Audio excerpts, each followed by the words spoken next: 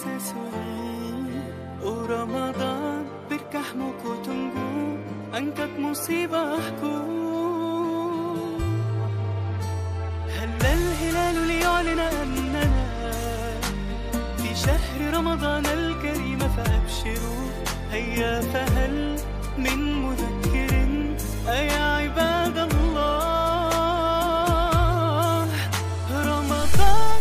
Pemirsa Madu TV Nusantara, masih bersama kita dalam acara program Santri Soan Kiai. Lajeng Gus, niki dos pun jinjih dalam bidang keimanan dan akidah. Banyak di antara mereka yang mengklaim sebagai kelompok yang paling benar dan kelompok yang beriman. Lalu bagaimana kita menyikapi fenomena seperti itu, Gus? Iya. Jadi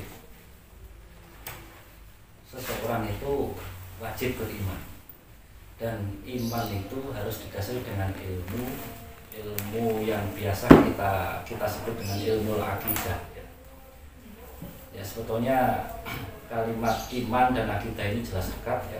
Akidah itu pokok-pokok keyakinan yang harus kita imani.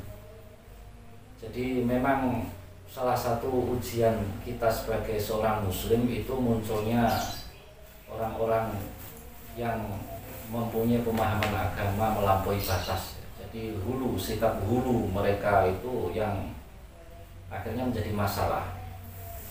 Memang betul mereka merasa beriman kepada Allah, merasa sedang beribadah kepada Allah, bahkan merasa sedang bertakwa kepada Allah. Tapi kenapa kenyataannya malah justru mereka berada di jurang yang sangat dalam. Ini sebetulnya persoalan yang sampai sekarang sedang kita hadapi, sedang dihadapi oleh umat Islam. Jadi Rasulullah Shallallahu Alaihi Wasallam sendiri sudah memperingatkan tentang munculnya orang-orang seperti ini. Salah satu dalam sebuah hadis riwayat Imam At-Tabarani, Rasulullah mengatakan, innama atakhawwafu alaikum rajulun qara'al qur'ana hatta idza ru'yat bahjatuhu wa kana rid'an lil Islam faja'a ila jarihi bisayfi wa ramahu bisyirk qila ya Rasulullah ayyuhuma aula bisyirki qala balir rami. Artinya Rasulullah Shallallahu Alaihi Wasallam bersabda, sesungguhnya sesuatu yang aku khawatirkan kepada kalian adalah seseorang yang membaca Al-Quran, sampai keindahan Al-Quran itu nampak pada dirinya, secara zahir maksudnya. Jadi berarti orang seperti ini tidak masuk di firman Allah yang tadi kami sebutkan. Ketika ayat-ayat Quran itu dibaca, zadathum imana, nggak sampai menambah keimanan ya. Kemudian Rasulullah melanjutkan sabdanya tadi, wa kana rida'an lil Islam, dan orang tadi sebagai pembela Islam, maksudnya tampilan dohirnya ya, tampilan luarnya seakan-akan seperti itu.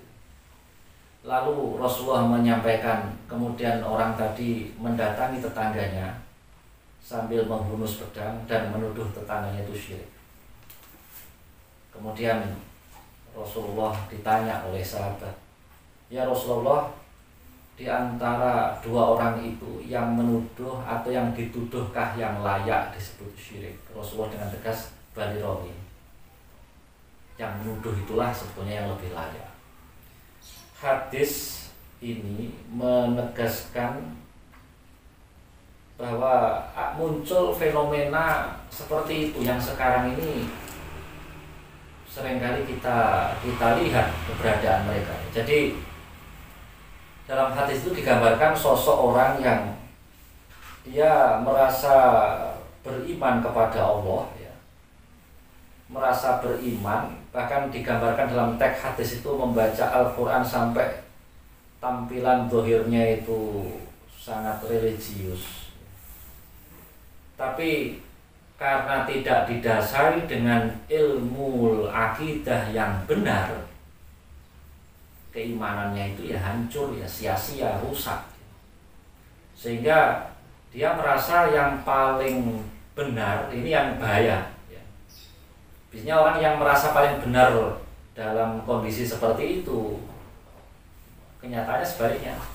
Dalam hadis itu malah dijelaskan Rasulullah dengan tegas, mendatangi tetangganya sambil membunuh pedang. Ini kan berarti menandakan kalau orang itu sudah mengkafirkan tetangganya yang muslim, ya, dan menganggap tetangganya itu, menuduh tetangganya itu musyrik, ya, atau kafir, ya, dan menghalalkan darahnya, menghalalkan darah tetangganya. Nah, fenomena ini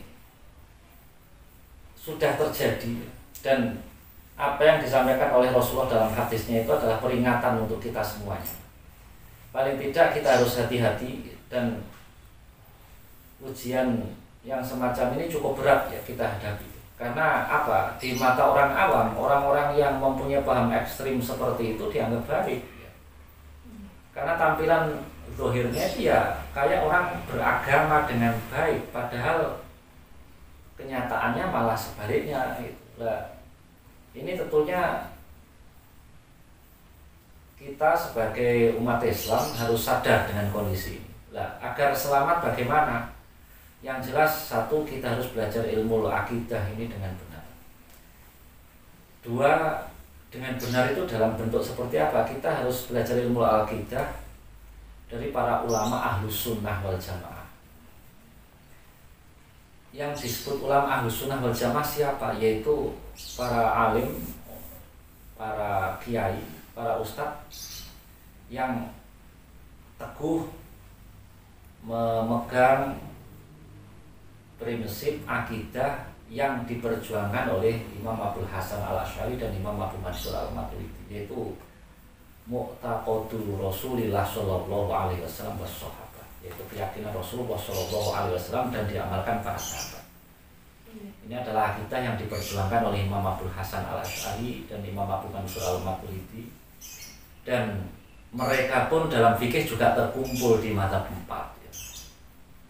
Dalam hal tasawuf mereka juga terkumpul mengikuti Sayyidut Thaifah Syekh Junaid al-Baghdadi. Itulah Ahlussunnah wal Jamaah. Kalau bukan mereka, siapa lagi Ahlussunnah wal Jamaah di zaman sekarang, ya? Karena mereka jelas as-sawatul a'dham. Insya Allah jika kita belajar akidah dengan melalui jalur mereka, melalui cara para ulama-ulama itu, akan mendapatkan keimanan yang benar. Jadi betul ya, ibadah ini pondasinya keimanan, tapi iman itu harus didasari dengan ilmu akidah yang benar, bukan sekedar iman, bukan sekedar menjalankan. Jadi beribadah itu pondasinya iman, dan iman itu dipondasi dengan ilmu, dan ilmu nanti di cabang-cabang cukup banyak. Misalkan gini contohnya, kita sepakat bahwa jihad itu berpahala besar. Tapi ketika kita hanya bicara tentang jihad tapi tidak pernah bicara tentang ilmunya jihad, tidak pernah berbicara tentang fikih jihad, itu yang terjadi apa? Malah bukan jihad tapi kerusakan. Ini yang membahayakan. Dan mereka, orang-orang yang membuat kerusakan itu merasa sedang berjihad, gara-gara mereka hanya ngerti kalau jihad itu berpahala besar, tapi nggak ngerti ilmunya, nggak ngerti aturan syariatnya, nggak ngerti fikihnya. Hasilnya malah madorot, bukan kemaslahatan untuk agama. Itu Mbak. Membahas tentang keimanan, bagaimana Gus cara kita untuk menjadi seorang mukmin yang mempunyai keimanan yang benar berdasarkan yang diajarkan oleh Nabi dan para sahabatnya, Gus? Ya, jadi yang jelas secara metodologi mencari ilmu, ya. Jadi tadi sudah saya singgung, kita belajar ilmu agama ini jelas wajib. terutama ilmu agama yang memang itu sebuah kemestian yang harus kita pelajari, atau ilmu agama yang baru itu wajib dan tidak boleh tidak. Tapi belajar ilmu agama itu harus melalui cara dan jalur yang benar.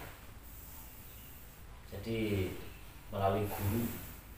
Guru itu yang jelas juga mencari ilmu dari guru sebelumnya, dan guru sebelumnya juga mencari ilmu dari guru-guru sebelumnya, dan terus sambung bernyambung. Ini salah satu jalan, Kemudian yang kedua, guru yang kita jadikan sebagai guru itu adalah orang yang betul-betul berakidah Ahlus Sunnah wal Jamaah. Karena ini sebagai pondasi keimanan, bukan sekedar, bukan sekedar orang yang pintar ceramah, ya. Bukan sekedar orang yang pintar ceramah lalu kita anggap sebagai guru, enggak, belum tentu, ya. Atau orang yang punya pengikut besar lalu kita jadikan dia otomatis sebagai guru, juga belum tentu. Kalau akidahnya tidak benar, ya tidak bisa. Jadi, dan gimana cara kita agar tahu akidah itu benar dan tidak? Itu tadi ilmu, ya, ilmu dari belajar ilmu, cari guru yang tepat. Kemudian yang jelas ketika cari guru yang tepat, nanti kita akan belajar melalui kitabnya para ulama Ahlus Sunnah wal Jamaah. Jadi semua ilmu tadi ya sudah dikodifikasikan oleh para ulama, tinggal kita ini mempelajari. Itu dari sisi metode kita mendapatkan atau mencari pengetahuan tentang akidah yang merupakan sebagai landasan ilmu untuk beriman, ya. Jadi sehingga insya Allah dengan cara seperti itu akhirnya dihasilkan keimanan yang benar, ya. Iman kepada Allah tapi dengan keyakinan yang benar, tidak dengan keyakinan yang salah. Apa ada mengimani Allah dengan keyakinan yang salah? Ada. Contohnya gimana? Misalkan gini, dia beriman bahwa Allah itu sebagai Tuhannya, Allah satu-satunya yang disembah, tapi dalam waktu yang sama dia meyakini bahwa Allah itu berada di atas langit lapis 7, berada duduk di atas arsy. Allah itu bertangan, berkaki, berwajah. Nah, ini kan jelas keimanan yang batal seperti itu. Dia meyakini bahwa Allah sebagai Tuhannya, tapi mensifati Allah dengan cara yang sangat batil seperti itu. Jelas iman seperti itu rusak. Dan itu nanti ya harus diverifikasi dengan ilmu agar tidak rusak, dan verifikatornya harus orang alim, ya. Kemudian ketika seseorang sudah mendapatkan ilmu yang benar dari jalur yang benar dengan cara yang benar, lalu sumastaqomu, ya, kemudian dia tetap teguh dengan semuanya itu, maka la khaufun 'alaihim wa lahum yahzanun. Tidak akan ada kekhawatiran dan kesedihan yang akan menimpa dia. Lalu bagaimana pokok-pokok keimanan yang harus kita imani selain kita beriman kepada Allah Subhanahu wa Ta'ala? Yang jelas, ya, kita yang perlu kita tegaskan lagi, kita beriman kepada Allah ini ya dengan keyakinan penuh bahwa Allah itu Tuhan kita, mempunyai sifat suci yang tidak ada keserupaan dengan makhluk, kemudian Allah itu pasti bersifat qiyamuhu binafsihi, ya. Kemudian yang jelas Allah itu pasti bersifat qidam, tanpa permulaan, ya. Dan Allah itu bersifat baqo, tidak ada akhir. Kemudian setelah itu seseorang itu juga harus mengimani Rasul, ya, mengimani utusan Allah, meyakini bahwa Nabi Muhammad adalah utusan Allah, sebagai nabinya, sebagai Rasul yang membimbingnya. Apa mungkin ada orang itu beriman kepada Allah tapi tanpa mengimani Nabi Muhammad? Ada, ya. Dia meyakini bahwa Allah itu Tuhannya. Iya, dia yakin iman penuh. Tapi ternyata dia punya nabi yang lain, tidak Nabi Muhammad, atau bikin nabi sendiri, atau tanpa nabi. Jadi, nuwun sewu, Gus, kita jeda sejenak. Kajian kita lanjutkan setelah pesan-pesan berikut ini. Jangan kemana-mana, pemirsa. Tetap di Santri Soan Kiai.